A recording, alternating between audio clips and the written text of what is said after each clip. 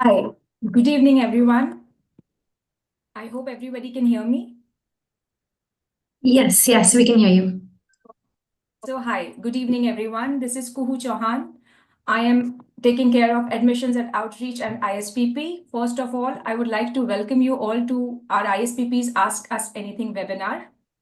Today, the webinar is focused on the few burning questions that we receive, basically on understanding what is the process, application process, what is the procedure for the ISPP policy aptitude index, what is the assessment like.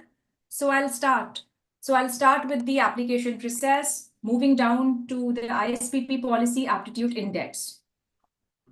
So firstly, the application process to enroll for the postgraduate program at ISPP is pretty simple. You go onto the website, you register, you'll get the link to fill the application form for the PTM program. Our application form is well laid out. So at each step, you have to submit your details, attach the necessary documents. And if you have any query or are stuck at any place during the filling of the form, you can always reach out to us and we'll make sure to help you fill your application form. Once you fill up the application form, the second part is the shortlisting of the form. So the sooner you fill up the application form, it becomes easy for the committee to review your application form. Once your form is shortlisted, then we'll send out the details for the ISPP Policy Aptitude Index. So I'll tell you what is the ISPP Policy Aptitude Index. ISPP Policy Aptitude Index is basically designed to evaluate a candidate, a potential candidate, on 5 parameters that we think are very important for the course. These parameters are commitment, competence, critical thinking, camaraderie, and character. These parameters actually reflect the qualities that are essential for success in the field of public policy also and leadership. So our Policy Aptitude Index, which we usually call as PI, has two parts, a written assessment and a personal interview. So let's start with the written assessment. It is an adaptive test, which means that the nature of the questions would adjust based on your responses. It would have two parts again. A part A that would include your quantitative ability, logical reasoning, and English comprehension. Part B would be an OPQ assessment. So let me break down these further for you. So the quantitative ability section would evaluate your numerical ability in a non-technical context. It would have topics like algebra, ratio and proportion, profit and loss, probability. It would have 16 questions and which needs to be completed in 16 minutes. After the QA section, you'll be redirected to logical reasoning. Logical reasoning section would test your ability to interpret information objectively. You can expect topics like data sufficiency, directional sense, number series, and pattern recognition. It would have 12 questions, which needs to be completed in 12 minutes. After logical reasoning, you'll move on to English comprehension. That would assess your written English skills, focusing on your vocabulary, your grammar, and your comprehension. It would have 18 questions that would last for 18 minutes. After the part A, you will be moved to part B, that is the OPQ assessment. The scoring of the OPQ assessment is based on a percentage basis. And basically, the purpose of the OPQ assessment is to understand you, your unique characteristics, your thinking styles, your behavior, your preferences in both academic and professional contexts. So this would be the structure of the entire written test.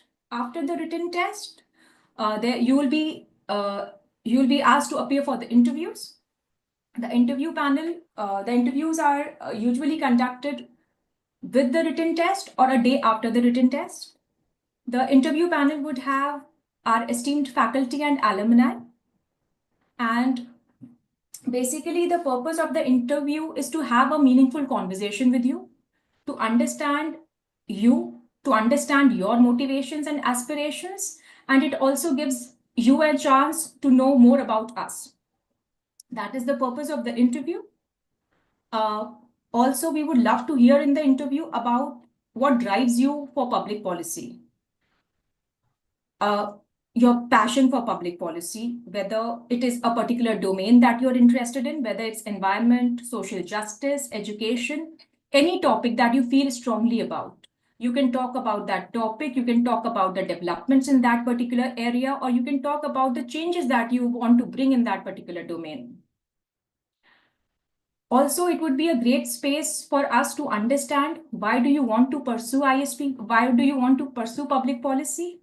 What are your plans after pursuing public policy from ISPP? And what is the kind of impact that you wish to create by pursuing this course of PDM with ISPP? So I hope I have covered most of the things that the questions that we usually receive about the application process, about how the ISPP Policy Aptitude Index is designed. You're welcome to share your questions in the Q&A box so that we can answer your questions. The other important thing that we get a lot from students, which is a very fair question, that what is the career development? What are the placement opportunities that we receive at ISPP?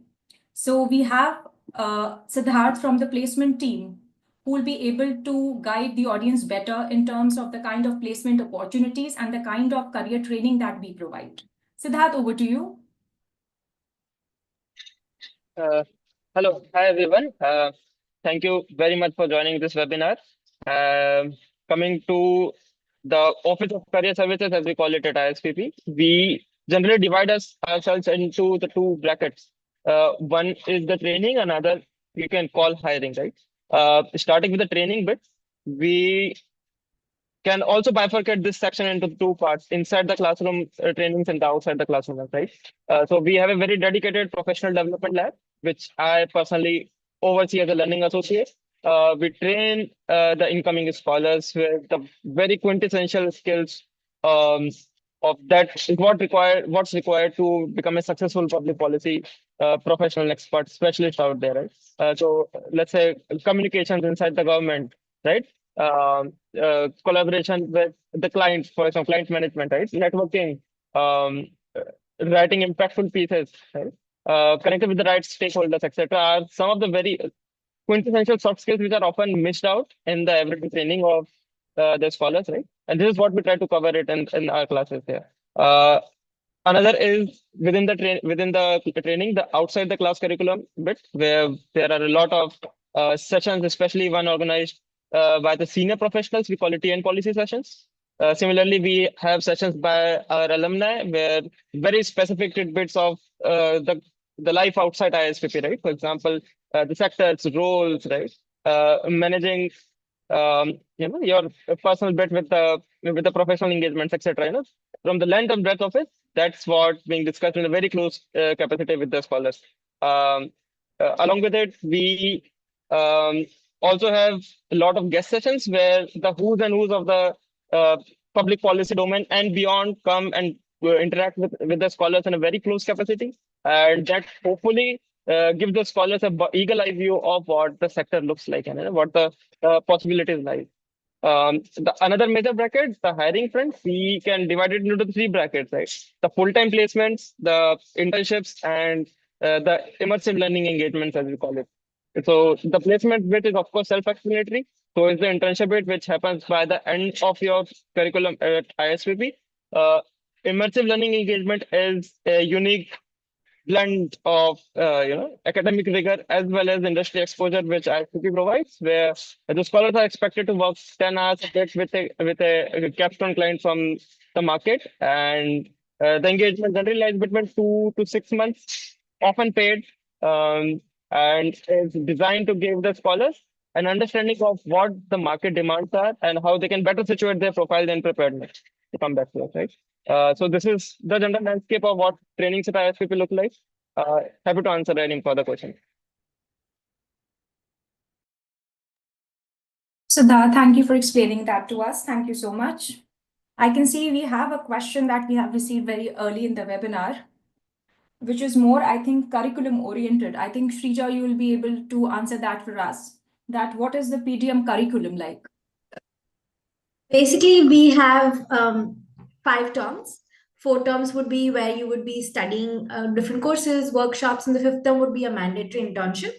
So during the course of the 4 terms, you will be having courses like critical thinking, which basically wants you to evaluate how you would ability to evaluate an argument and how to persuade someone that a claim is true by giving reasons.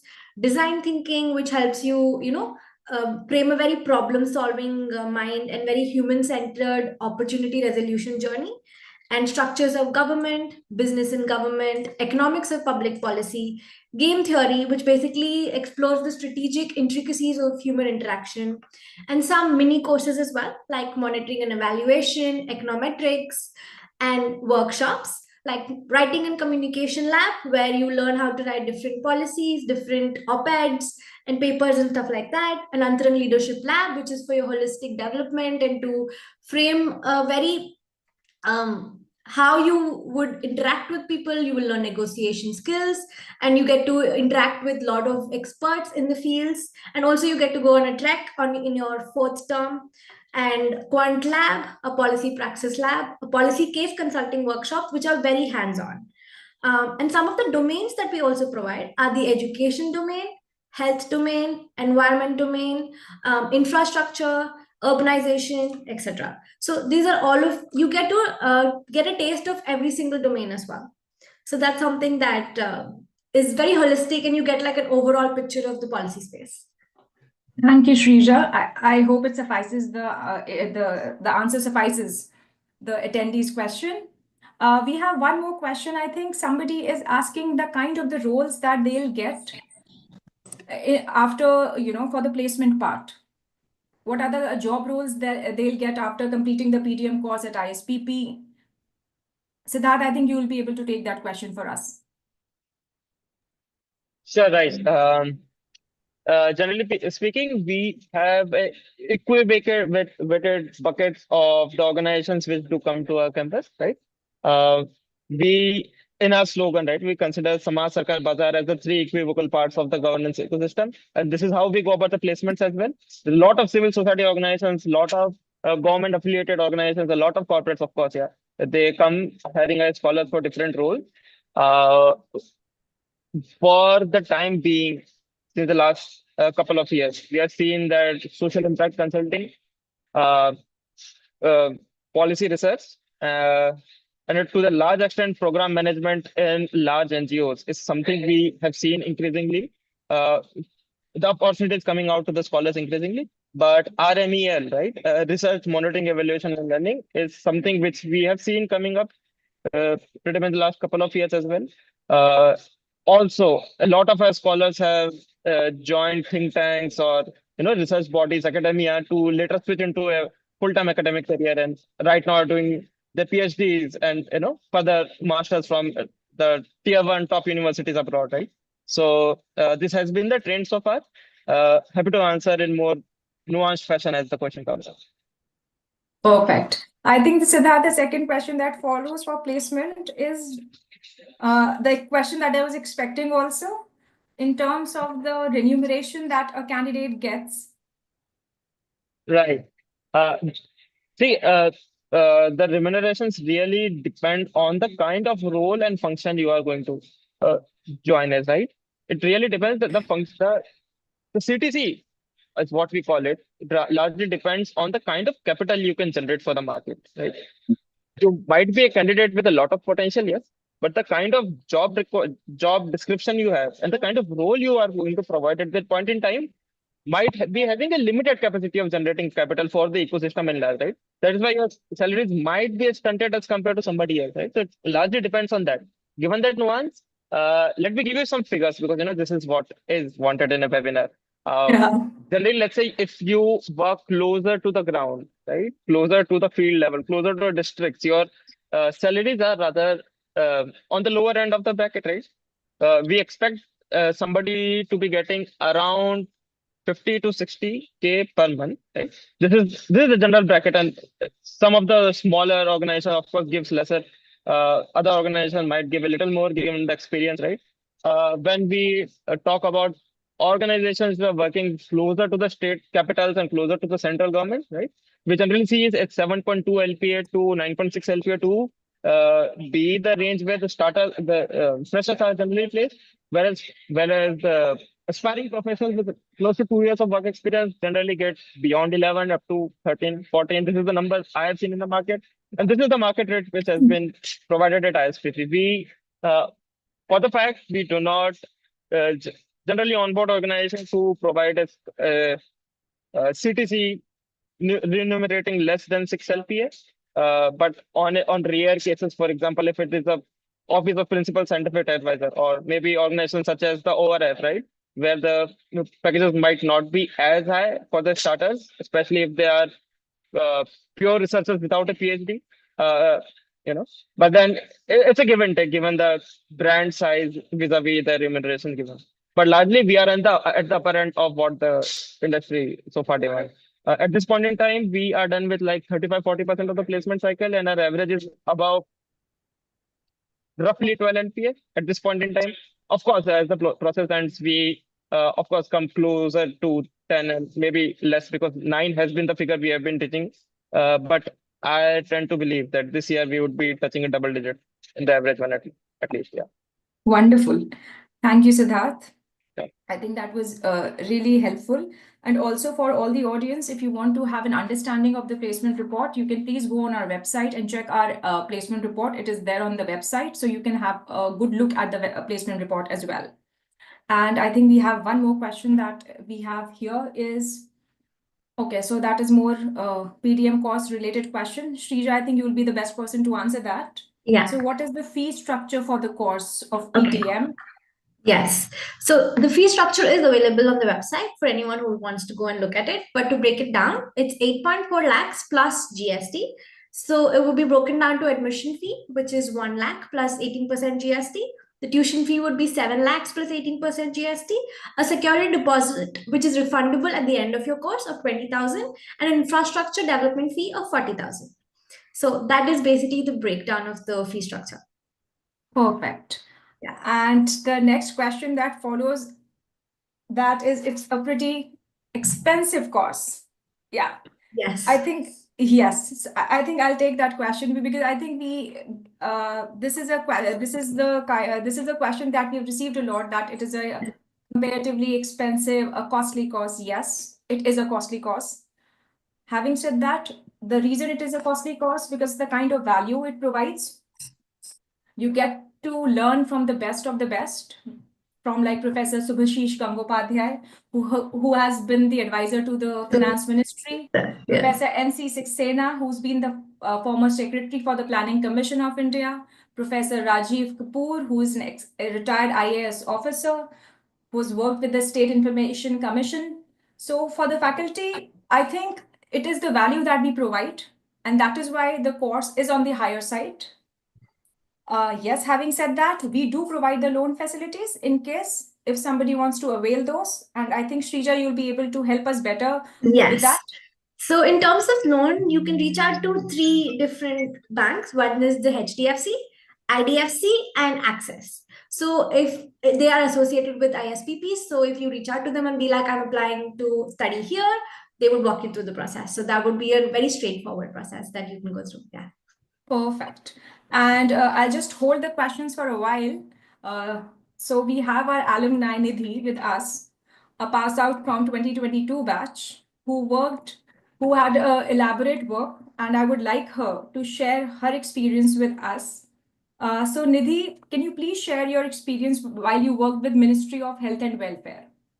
Yeah, sure. So I worked as communications consultant for the Ministry of Health and Family Welfare, and my tenure started with the G20 presidency itself on December 1st, 2022, and a large part of my work included covering the G20 presidency, so all of the health working groups. So because I was in Press Information Bureau, we got to be inside the hall, which was quite a privilege. And it gave us a lot of insights and a lot of knowledge that we would not have had the opportunity to hear and learn otherwise. Apart from that, during my stint at the ministry, even after the G20 finished, we had a lot of events, reports, a lot of meetings that we got to be a part of, where we got, first-hand insight on how policy is done, what kind of hurdles are there, and what is done to, overcome and what is being done to mitigate, and how preventive measures are implemented. So a lot of that, I really thank my tenure in ISPP, not just for the opportunity it provided me, but also for the thought process it helped me build, which came in very, very handy all throughout my career. So, and I would also like to add that after my tenure in ISPP, I actually got placed in FICCI.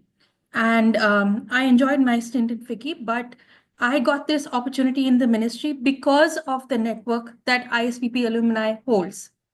So again, it was another feature of ISPP that, the benefits don't just include during your course, they extend long, long afterwards. Nidhi, I just have one question for you. Please. What got you interested in healthcare and welfare? Actually, that's very interesting. It was how behavioral change impacts health. And I think the pandemic was a first-hand example on how we saw that how behavioral change has a huge, huge impact on health. And behavioral economics was something that was part of our ISPP curriculum. So we had an in-depth study on that, understanding and how, behavioral interventions can go a long way in molding and shaping the thought process and perspectives. So implementing that again and understanding and bringing insights from that part into health, and sometimes even putting forth our thoughts and views came in very handy. Thank you, Nidhi. Thank you for My sharing. pleasure. Thank you for sharing the experience. I believe the reason we have our alumni and we try to involve our alumni and faculty in our webinars is to give you a first-hand experience of what kind of job roles you'll get, what is the experience at ISPP, what is the experience after ISPP. Having said that, all the people who are interested to know more about ISPP, more about our courses, full-time courses, short-term courses, please visit us. We are located in a Hoskas. You can always visit us. We are open Monday to Friday, 9:30 to 6. Please do visit us, know more about us. You can meet the faculty. If you're lucky, if there is an alumni visit happening, we'll make sure that you meet our alumni and get the best out of it. Having said that, I think I'll take on the next question that has been pending. Okay, so this is again related to, I think, admissions and PTM course, which is, I really want to apply for the PTM course, and I'm looking for the residential facilities in ISPP, around ISPP, as I'm not from Delhi. Srija, over to you. Yes. So we have a lot of students over the batches who've come from outside because we have like a very diverse cohort who come from say northeast and south as well. So this is something that we take very seriously. There have been places that our cohort and alumni has been staying and the current cohort is staying as well. We are more than happy to suggest these places to you. They're affordable, safe, and a short distance from the campus. So they're more than happy to guide you through that process as well. Thank you, Shrija. Thank you so much. Okay, and one thing that I think I would like to tell our audience is this year ISPP is coming with an initiative to encourage and promote women in public policy. And we have come up with Franklin Templeton scholarships for women. So all those women who aspire to be into the profession of public policy, want to practice public policy, please do reach out to us and we'll tell you all about the Franklin Templeton scholarships, how you can avail it, and how can you enroll yourself for the PTM course availing those scholarships. So if you have any more questions, please, we are more than happy to answer those questions for you.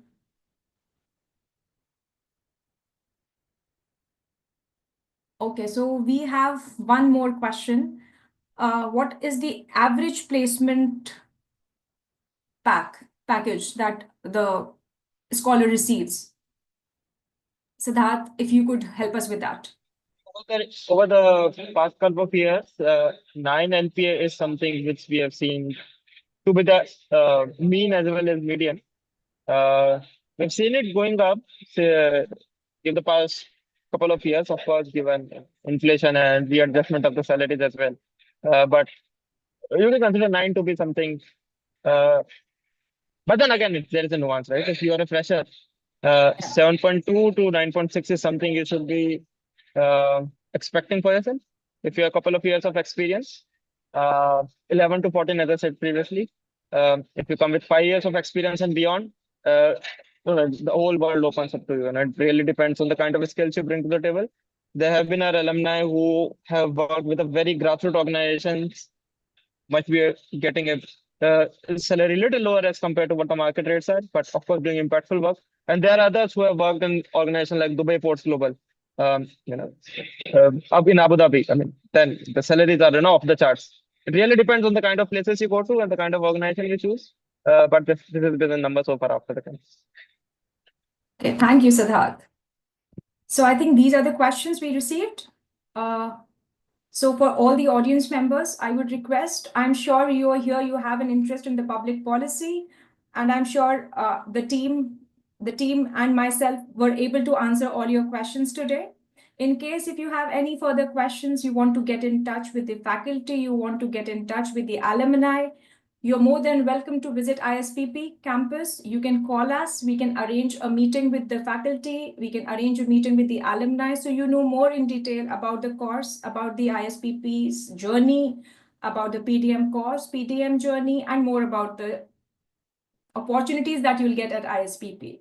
With that note, I'll bid goodbye to all the attendees. Thank you so much for joining us today. And to all the panelists, thank you, Shrija, thank you, Nidhi, thank you, Siddharth, for being a part of this discussion. Thank you so very much. Thank Good you. night, everyone.